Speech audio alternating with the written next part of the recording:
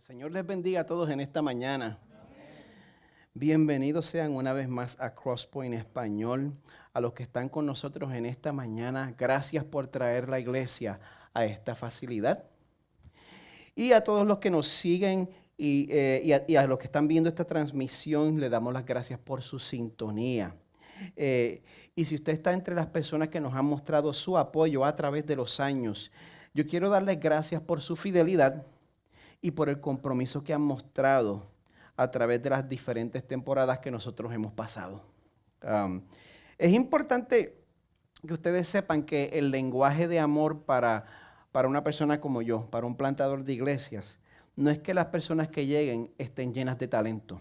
El lenguaje de amor para un plantador de iglesias es que las personas que lleguen, dentro del talento que Dios le dio, muestren sobre todas las cosas disponibilidad, fidelidad y también compromiso. Porque sinceramente, a veces el compromiso de las personas es un asunto que no es tan claro. Por ejemplo, ¿cuántos de ustedes conocieron a alguien que después de 10 años en la universidad todavía no decide en qué va a ser su concentración y todavía está en estudios generales? ¿Cuántos de ustedes eran esa persona que después de 10 años en la universidad no se decidían en qué iba a ser su concentración y estaban todavía en estudios generales? Nadie admite. Bueno, está bien. No se tiene que incriminar. Eventualmente, en la carrera universitaria hay que definirse porque sin un rumbo específico de estudios, aunque uno esté estudiando por 10 años, no es que esté 10 años tomando clases, uno sale de la institución sin un grado académico, si uno no define en qué va a ser su concentración. Y sabe que eso también sucede dentro de las relaciones. Por más liberal que sea una pareja, por más libre que sea la relación, siempre sucede que después de muchos años juntos, uno de los dos siente la necesidad de definir hacia dónde se dirige nuestra relación. Eso siempre, casi siempre pasa. Y lo interesante es que yo también veo eso aquí en Crosspoint Español. Yo veo que las personas, la mayoría de las personas que nos visitan tienden a definir su relación. Veo que las personas que nos visitan o establecen un pacto de membresía en la iglesia, la tendencia es que tenemos o visitantes recientes o tenemos miembros. Y es raro que alguien nos visite a largo plazo y se mantenga en ese estatus. Es la realidad aquí, es lo que yo he observado. De esa misma manera, en la vida hay varias situaciones que exigen que nosotros hagamos un compromiso. Desde que empezamos esta serie sobre la vida de Jesús, hemos visto las cosas que Él hizo, hemos oído las cosas que Él dijo.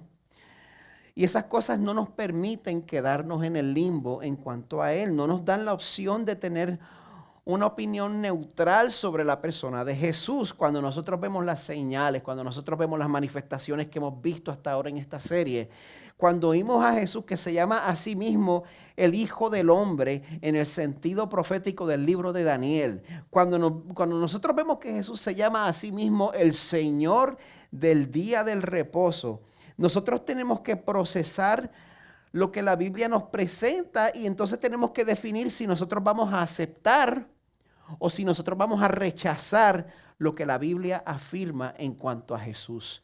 No hay lugar para neutralidad. Es importante que sepamos esto porque el mundo que nos rodea quiere que pensemos que se puede tener una actitud neutral en cuanto a Jesús, que podemos pensar en Él como si fuera otro maestro moral más. Pero el que reacciona a Jesús con neutralidad, pues en verdad no está prestando atención a lo que le está diciendo. Porque todo aquel que prestaba atención a lo que Jesús decía, pues llegaba a una conclusión. O aceptaba a Jesús o lo rechazaba. Y necesito signos de vida porque Carmen está dando la clase de los niños hoy y ella es mi amén oficial. Un pulso en esta mañana, amén. Amén.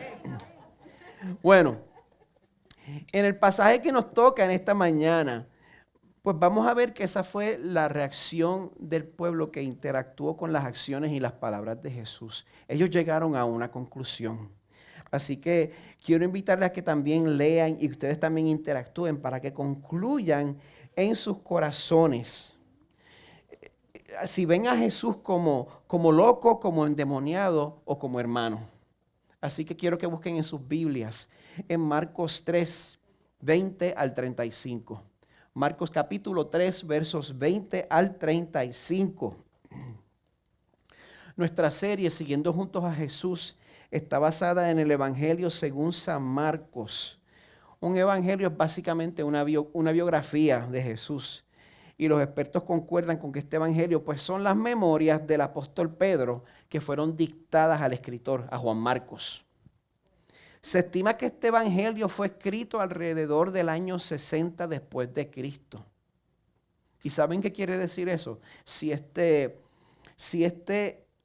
evangelio fue escrito alrededor del año 60 después de Cristo y el incendio de Roma fue alrededor del año 64 después de Cristo, quiere decir que esto fue escrito para cristianos que estaban experimentando la persecución del emperador Nerón. Y lo que distingue al Evangelio de Marcos es que nos presenta a un Jesús que vino a establecer su reino haciéndose un siervo humilde. Y eso le comunica a una iglesia que estaba experimentando una persecución severa, que aún en medio de circunstancias difíciles vale la pena dedicar la vida a servir a Dios y a nuestros hermanos en medio de la persecución. Pues aquí vamos a ver que cuando Jesús comenzó su ministerio, él estaba sirviendo a su pueblo en medio de circunstancias bien complicadas. Así que vamos a leer en Marcos 3, 20 al 35. Perdonen. Dice así la palabra del Señor.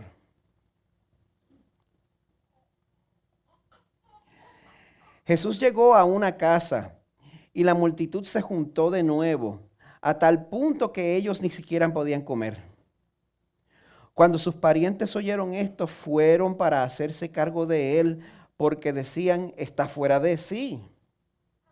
Y los escribas que habían descendido de Jerusalén decían, tiene a Beelzebú, y expulsa a los demonios por medio del príncipe de los demonios. Llamándolos junto a él, Jesús les hablaba en parábolas. ¿Cómo puede Satanás expulsar a Satanás? Si un reino está dividido contra sí mismo, ese reino no puede perdurar. Si una casa está dividida contra sí misma, esa casa no podrá permanecer.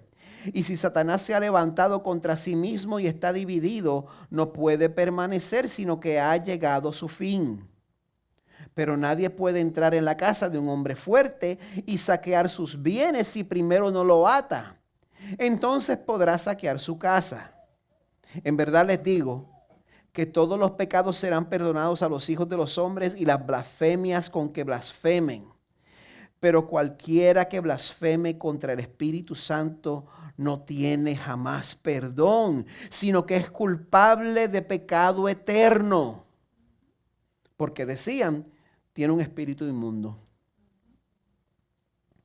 Entonces llegaron su madre y sus hermanos y quedándose afuera mandaron a llamar a Jesús. Y había una multitud sentada alrededor de él y le dijeron, tu madre y tus hermanos están afuera y te buscan. ¿Quiénes son mi madre y mis hermanos?, les dijo Jesús. Y mirando a los que estaban sentados en círculo alrededor de él, dijo, aquí están mi madre y mis hermanos. Porque cualquiera que hace la voluntad de Dios, ese es mi hermano y hermana y madre. Esta es palabra del Señor. Padre, te damos gracias por este regalo que es tu santa palabra. Y te damos gracias por este retrato fascinante de Jesús que podemos ver en este pasaje. Gracias por dejarnos ver las maneras diferentes en que las personas respondían a tu Hijo. Te pedimos, Señor, que tu Espíritu, como todos los domingos, Señor, que abra nuestros corazones, nuestras mentes, nuestros ojos, para que tu palabra, Señor, se convierta en un espejo, para que no la apliquemos a los demás, sino que nos la apliquemos a nosotros mismos.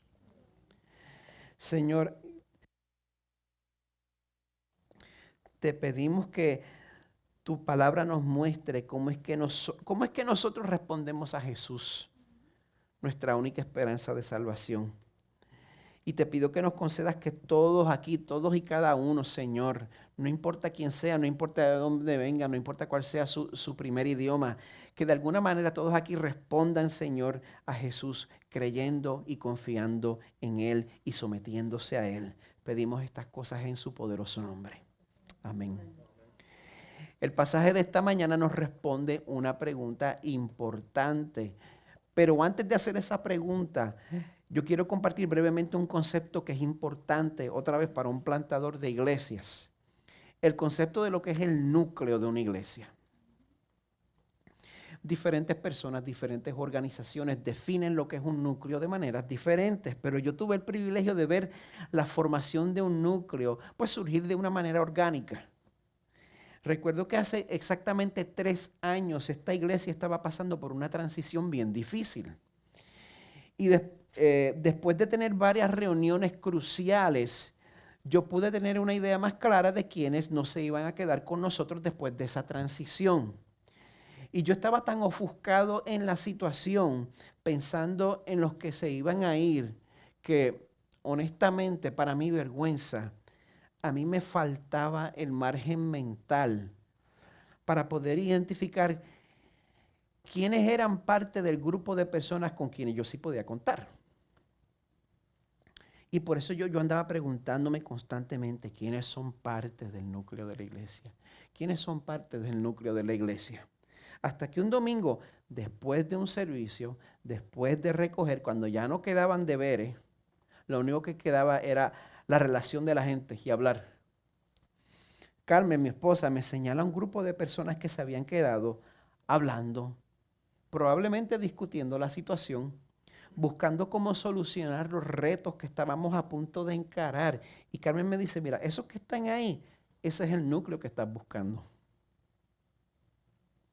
Y efectivamente ese mismo grupo, a través de los años que han pasado, aguantando mis altas y mis bajas como líder, armando y desarmando domingo tras domingo durante nuestro tiempo en la YMCA, ese grupo probó a través del nivel de fidelidad y de compromiso que ellos mostraron y siguen mostrando, que ustedes sí son el núcleo de Crosspoint Español, y ni siquiera yo los tengo que mencionar por nombre porque ustedes saben quiénes son. Sus acciones dieron evidencia del compromiso que ya había dentro de sus corazones. Y así fue como yo me enteré de quién era parte del núcleo de esta iglesia. Y el pasaje de esta mañana nos hace una pregunta similar. ¿Cómo sabemos quién pertenece al núcleo de Jesús? ¿Quiénes son esas personas que se identifican como seguidores de Jesús? Venga lo que venga, aunque eso no esté de moda, aunque el mundo nos tilde de ignorantes. ¿Cómo se pueden distinguir de los demás? Por sangre. Y cuando digo por sangre, quiero decir por lazos familiares. Hay que hacerse esa pregunta porque nuestra sociedad secular alega que el cristianismo es solo uno de muchos sistemas de creencia que se adquieren a través de los lazos familiares. Y como nosotros decimos a la hora de la verdad, la sangre pesa más que el agua. Y es fácil imaginarse que después de compartir un hogar con Jesús y criarse con Él, con Dios mismo hecho carne, uno se daría cuenta que Él, pues, a diferencia del resto de la familia, incluyendo los padres, nunca pecó. Se notaría. Uno esperaría que, aun si los mismos hermanos se fueran a comportar como los hermanos típicos y fueran a cuestionar el ministerio de Jesús, que por lo menos los padres tendrían una memoria fresca de las circunstancias alrededor de su nacimiento, de lo milagroso que fue el asunto, de los ángeles que se aparecieron, de lo controversial que fue su nacimiento, y que llegarían a la conclusión de que Jesús sí estaba cumpliendo el propósito especial para el cual vino. ¿Es o no verdad? Pues vamos a ver si los lazos familiares, si el parentesco, si la sangre hace a uno parte del núcleo de Jesús automáticamente, comenzando en el verso 20. Dice, Jesús llegó a una casa y la multitud se juntó de nuevo a tal punto que ellos ni siquiera podían comer. El gentío del cual les hablé la semana pasada continúa, no se rinde. Está tratando a Jesús de la misma manera desconsiderada que ya lo habían estado tratando, no les importa nada. Esta multitud, más que estar interesados en el mensaje de salvación que él traía, más que mostrar cortesía a los límites del ser humano y dejarlos descansar tanto a Jesús como a los discípulos, ellos se aprovechan de la compasión en el corazón de Jesús y por eso terminan exigiendo ministerio y sanidad y poniéndolo a él y a sus discípulos bajo una presión tan intensa que ni siquiera tenían tiempo de atender sus necesidades básicas, como por ejemplo, comer. Eso pasa. Yo he encontrado, como les dije antes, que eso es parte frecuente del ministerio. Es por eso que yo doy gracias a Dios cada vez que veo llegar a Rodi. Pues cuando ella está con nosotros, ella siempre me trae una lonchera con merienda, porque ella se da cuenta que uno termina corriendo de lado a lado. Y cuando ella hace eso, pues yo me siento amado y cuidado por ella. Por eso a mí me deja medio perplejo ver la reacción de los familiares de Jesús, porque como que no es natural ver cómo ellos reaccionan. Ellos no quedan muy bonitos que digamos, la familia de nuestro Salvador. Dice el verso 21, cuando sus parientes oyeron esto, fueron para hacerse cargo de él. Yo creo que la Nueva Biblia de las Américas lo pone de una manera demasiado diplomática. Cuando dice hacerse cargo de él, eso, yo creo que eso no, me encanta esta traducción, dicho sea de paso, me encanta. Pero no creo que exprese el significado con tanta precisión. La Reina Valera del 60 dice, cuando lo oyeron los suyos, vinieron para prenderle. ¿Usted sabe lo que es prender a alguien?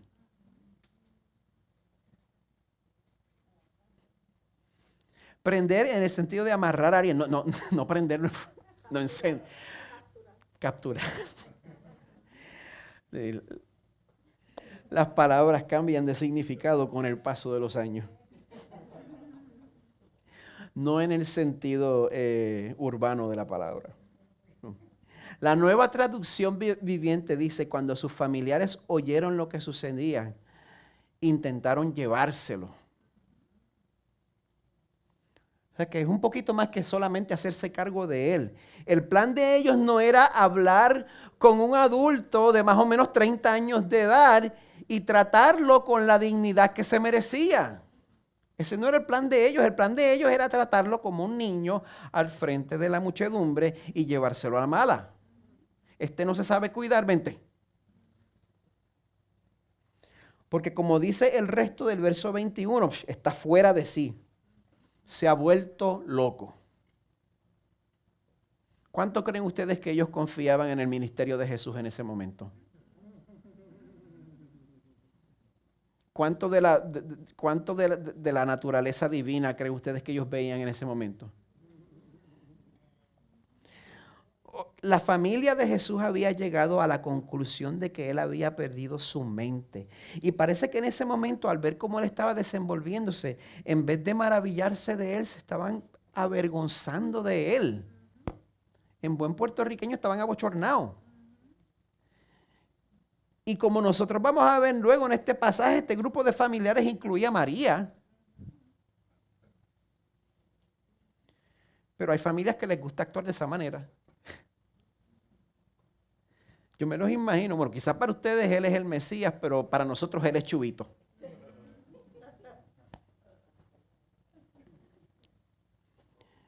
Dentro del círculo más íntimo de Jesús, habían detractores que por lo menos en ese momento rechazaban su ministerio. Aquí podemos ver el cumplimiento de Juan 1:11. A los suyos vino y los suyos no le recibieron. Por eso, dicho sea de paso, si tú quieres identificarte como seguidor o como seguidora de Jesús, no te sorprendas si en tu misma familia reaccionan de esa manera. tus padres, tus primos, tus hermanos, tus hijos, que como poco no te comprendan, que como mucho te rechacen y te desprecien. En el momento que nosotros reconocemos a Jesús como nuestra única esperanza de salvación, hemos tomado una decisión que vale la pena por toda la eternidad, pero también hemos tomado una decisión que nos va a costar. Es una decisión que vale la pena, pero es una decisión que nos va a costar. Y muchas veces, aunque nosotros no queramos, las personas que nosotros amamos nos van a forzar a escoger entre ellos y Jesús. Nosotros nunca buscamos estar en esa posición, pero puede que nos pongan en esa posición eventualmente. Y si usted le ponen en esa posición, Mateo 10, 37 al 39 les recuerda que Jesús nos recuerda que el que ama al padre o a la madre más que a mí no es digno de mí. Y el que ama al hijo o a la hija más que a mí no es digno de mí. Y el que no toma su cruz y sigue en pos de mí no es digno de mí. El que ha hallado su vida la perderá. Y el que ha perdido su vida por mi causa la hallará. Palabra del Señor. Así que si los lazos familiares no son garantía de que te van a comprender o que te van a apoyar, entonces el núcleo de Jesús se puede identificar por sangre. No. En este punto de su ministerio, sus mismos parientes lo dieron por loco. Bueno, pues entonces si los lazos familiares no necesariamente predicen que uno pertenezca al círculo íntimo de Jesús, por lo menos podemos asumir que las personas que por naturaleza tienen tendencias religiosas sí caen en ese círculo. Podemos identificar el núcleo de Jesús, si no por sangre, entonces por sotana. Vamos a ver, porque se supone que los que pertenecían al establecimiento religioso estuvieran listos para identificar la llegada del Mesías. Se supone. Esta gente conocía las Escrituras. Esta gente se memorizaba el Torah. Verso 22. Y los escribas que habían descendido de Jerusalén decían, tiene a Beelzebú, y expulsa a los demonios por medio del príncipe de los demonios. Eso es lo que ellos piensan de Jesús. Si usted ha estado siguiendo esta serie, usted sabe que la relación de Jesús con los líderes religiosos de su tiempo, pues no era tan armoniosa que digamos. Cuando ellos vieron en el capítulo 2 de Marcos que Jesús, cuando primero habla con el paralítico, le dice, tus pecados te son perdonados. Lo acusaron de blasfemar, porque declaró algo que solo Dios tiene la autoridad de declarar. Les vamos a conceder eso. El problema es que se tuvieron que callar la boca cuando Jesús entonces le dijo al paralítico, levántate y anda. Y entonces acompañó sus palabras con un milagro que ninguno de ellos podía negar. Y entonces, ¿qué vamos a hacer ahora? Ahora ellos tenían que llegar a una conclusión en cuanto a este Jesús, porque las palabras venían acompañadas con milagros, con señales. ¿Qué vamos a hacer? Vamos a admitir lo obvio. Vamos a admitir lo que está al frente de nuestras narices. Vamos a admitir lo que se cae de la mata. Por supuesto que no. Jesús no puede ser el Mesías prometido. En vez de la evidencia, le hacen caso a sus corazones endurecidos y ellos explican el poder sobrenatural de Jesús, llegando a la conclusión de que él estaba poseído por el demonio. Beelzebú es una de las maneras en que los judíos llamaban al diablo, al príncipe de los demonios. Y que era por el poder del mismo diablo que Jesús echaba fuera a los demonios. Tremenda conclusión, problema resuelto. Acabamos de explicar el origen del poder de Jesús.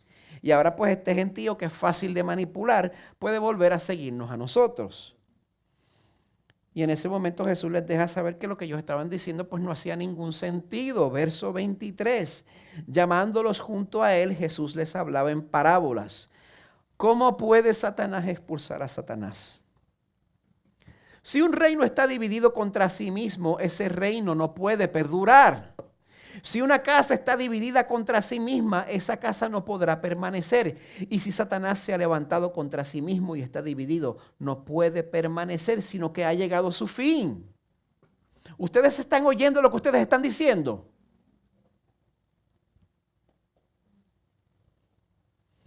Gente, en cuanto a la posesión demoníaca, Satanás no usa psicología inversa. Él no gana terreno cuando la gente es librada de él. Satanás solo puede avanzar su reino cuando oprime a la gente. Ni siquiera el mismo demonio llegaría a la misma conclusión que los fariseos llegaron. Una vez más, los demonios tenían mejor teología que el establecimiento religioso de entonces. Porque la verdad es que todas estas personas que han sido liberadas de espíritus inmundos eran evidencia de que Jesús era una autoridad a quien se le sometía inclusive el príncipe de los demonios. Porque como dice en el verso 27, nadie puede entrar en la casa de un hombre fuerte y saquear sus bienes. Si primero no lo ata, entonces podrá saquear su casa. Y gente, aunque comparado a nosotros, pues Satanás y sus demonios sí son fuertes, no se engañe. Amada iglesia, ha llegado alguien con poder para someter a ese hombre fuerte. Ha llegado alguien con poder para amarrarlo. Ha llegado alguien con poder para saquear su casa. Porque como dice primera de Juan 3:7, el Hijo de Dios se manifestó con este propósito para destruir las obras del diablo. Y eso tiene implicaciones. Si somos hijos de Dios, ¿quién es hijo de Dios? Si somos hijos de Dios, aunque el enemigo sea fuerte, nosotros somos propiedad del hombre más fuerte. No hay que vivir en derrota. No hay que vivir con un miedo mortal a Satanás. No hay que vivir preguntándonos si el enemigo nos va a arrebatar de las manos del Señor. No hay comparación. No tenemos que pensar que estamos luchando con el pecado solos, sin la ayuda del Espíritu, de Dios mismo. Jesús, el hombre más fuerte, ha venido y Él estuvo en nuestro lugar. Y donde el primer Adán falló la prueba, Él pasó la prueba y Él tiene poder sobre todo, absolutamente todo mal. Todo mal. Pero en este momento Jesús también tiene que hacerle una advertencia seria a los fariseos. Ustedes se están pasando de la raya con las cosas que están diciendo. Están tan desesperados buscando desacreditarme que puede que ustedes pasen de una raya de la cual nunca van a poderse retractar. Él les dice en el verso 28. En verdad les digo que todos los pecados serán perdonados a los hijos de los hombres y las blasfemias con que blasfemen. O sea que hay blasfemias que se pueden perdonar gracias al Señor, porque todos nosotros pecamos con nuestros labios. El mandamiento que nos dice claramente que no usaremos el nombre de nuestro Dios en vano. Yo no sé cuántos de nosotros nos damos cuenta de cada vez que algo nos sale mal decimos, ¡ay Dios! Acabamos de quebrantar ese mandamiento. Gracias a Dios que hay blasfemias que son perdonadas. Pero cualquiera que blasfeme contra el Espíritu Santo no tiene jamás perdón, sino que es culpable de pecado eterno. Espérate. Porque decían tiene un espíritu inmundo. Cuando entramos en este tema del pecado imperdonable y la blasfemia contra el Espíritu Santo, es necesario que nosotros pausemos y aclaremos lo que esto significa. Porque en la iglesia que yo me crié, para manipular a la gente, una de las cosas que hacían cuando se inventaban cualquier cosa en el aire y querían que la gente aceptara lo que decían como que venía del Señor, pues lo acompañaban con una orden de lengua. Por ejemplo, el Señor me ha revelado a mí que se supone que tú te cases con tal. Y entonces le añadían unas lenguas a lo último para que... ¿Qué uno va a decir?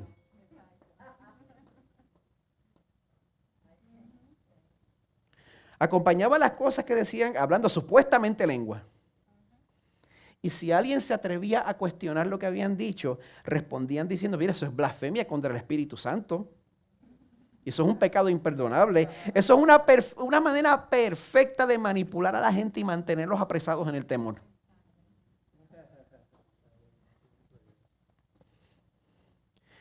Pero Jesús dice esto en un contexto específico. Jesús dice esto en el contexto de que los fariseos lo están acusando de que él está echando fuera demonios por el poder del diablo. Y él le dice, ustedes se están pasando de la raya al decir esto, tengan cuidado. Básicamente ustedes le están dando crédito a Satanás por lo que Dios está haciendo. ¿Ustedes se dan cuenta de eso? Le están dando crédito a Satanás por lo que Dios está haciendo y en el proceso están rechazando a Jesús como Mesías. Y cuando tú rechazas a Jesús como Mesías, estás rechazando tu única esperanza de salvación y no hay otra esperanza de salvación. Y adivina qué, no hay salvación. ¿Oyeron eso, verdad? ¿Me lo pueden repetir? No me lo repiten. Es importante que ustedes entiendan lo que esto significa. Lo más probable es que si usted es cristiano y usted está preocupado en su corazón, si usted ha cometido ese pecado, lo más probable es que usted no lo ha cometido. Porque la persona que comete este tipo de pecado tiene el corazón tan endurecido que no le importa.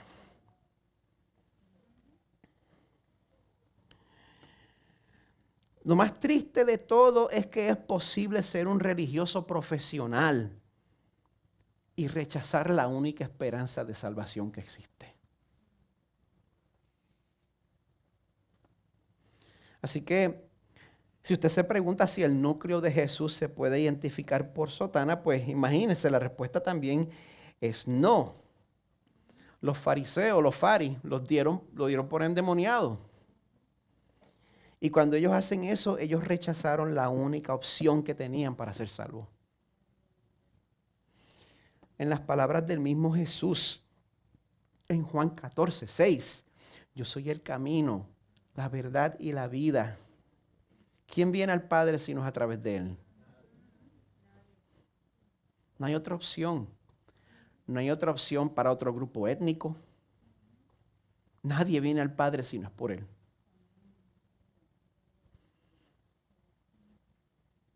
¿Cómo se resuelve eso? Yo no tengo idea. Pero estamos todos en las manos de un Dios perfectamente bueno y perfectamente justo, que siempre va a actuar correctamente. Así que bueno, entonces, ¿quién puede ser parte de este núcleo?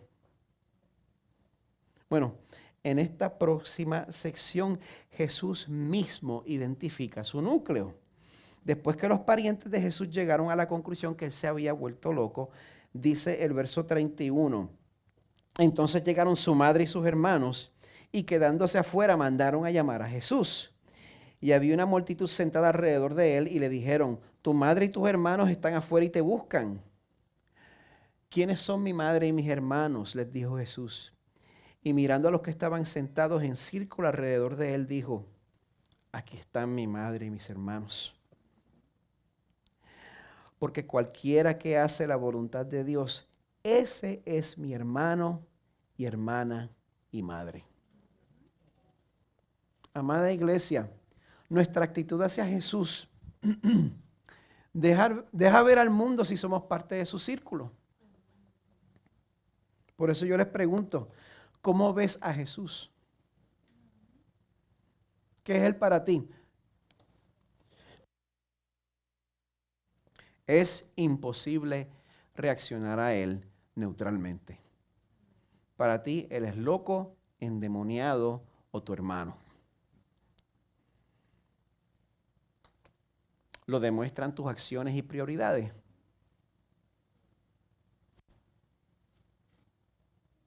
Lo demuestra tu cuenta de banco. Hacer la voluntad de Dios Ver a Jesús como nuestro Salvador, como nuestro Rey y como nuestro Señor es señal de que pertenecemos a su familia. Ahora, permítanme pausar.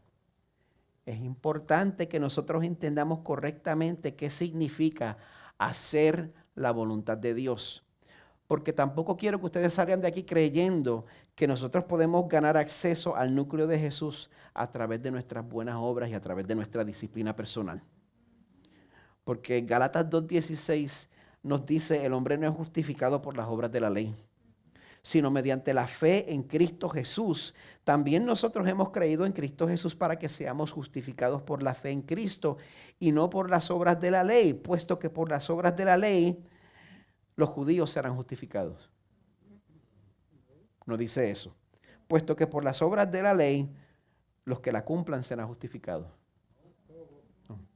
Gálatas 2 dice, puesto que por las obras de la ley nadie será justificado. Si usted no puede obedecer al Señor perfectamente con sus acciones, con sus palabras, con sus pensamientos, con sus sentimientos, 100%, usted no puede cumplir la ley de Dios. ¿Cómo le está yendo? Hacer la voluntad de Dios más que nada, primero, es volverse a Él en arrepentimiento. Día tras día. Es reconocer que le hemos fallado. Es reconocer lo corto que nos hemos quedado. Es confiar en que lo que Él ha hecho por nosotros en la cruz es suficiente para nuestra salvación y que no necesitamos añadirle más nada.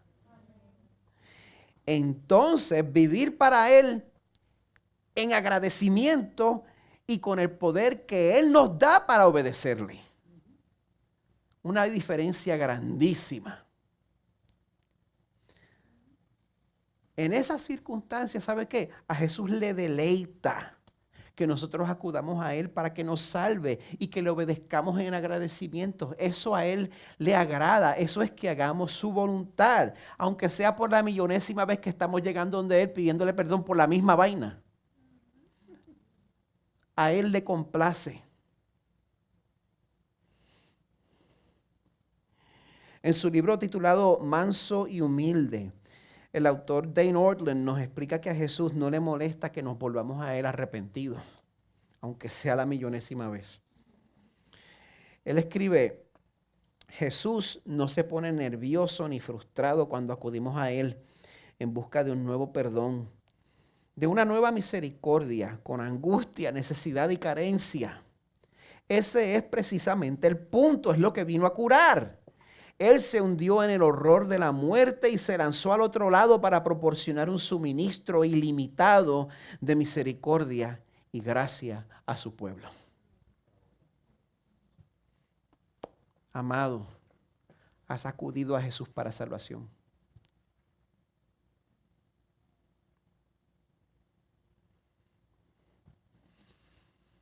¿Te has arrepentido nuevamente esta mañana?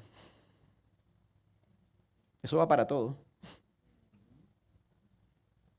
Si te has arrepentido, estás ahí presente como ese grupo alrededor de Jesús, presto para recibir su instrucción, listo para recibir de Él. Si ese es el caso, quiero invitarlos a recordar ese sacrificio, participando en el sacramento de la mesa del Señor. Así que voy a invitar al equipo de adoración a que tome su lugar.